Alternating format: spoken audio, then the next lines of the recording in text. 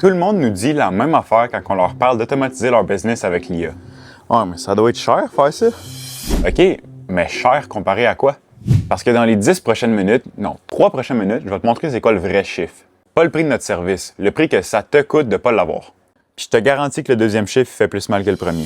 Un peu comme je disais tantôt, le mot cher, ça veut rien dire tout seul. Faut toujours le comparer à quelque chose. Par exemple, une thermopompe neuve à 8 000 $, ça peut paraître bien cher. Versus, si ton système actuel te coûte 15 000 $ en réparation, là, la thermopompe, c'est une économie.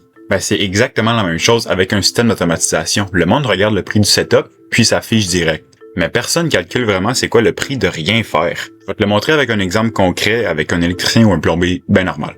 Prenons un exemple ultra conservateur, toi électricien qui manque juste 2 appels par semaine. Pas 10, pas 20, juste 2. 2 appels que t'as pas eu le temps de prendre parce que t'étais occupé dans un chantier, sur une échelle, whatever.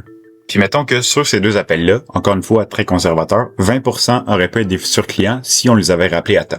Ça te donne environ un client de plus qui t'échappe à chaque 2 semaines.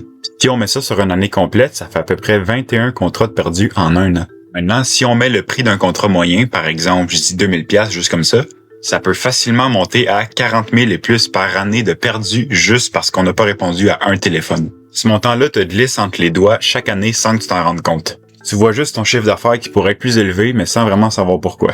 Maintenant, mettons ça à côté d'un système qui répond à tes appels pour toi quand t'es pas disponible. Un setup, dépendant de ce qu'on met en place, peut varier entre 1 000 $ et 4 000 $, avec un mensuel de 300 à 1 200 par mois. Ça peut revenir à peu près 12 000 $ pour une année.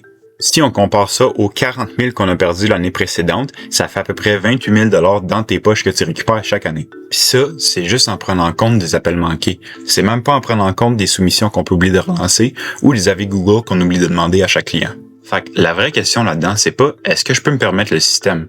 C'est est-ce que je peux me permettre de continuer à perdre jusqu'à 40 000 $ par année sans rien faire?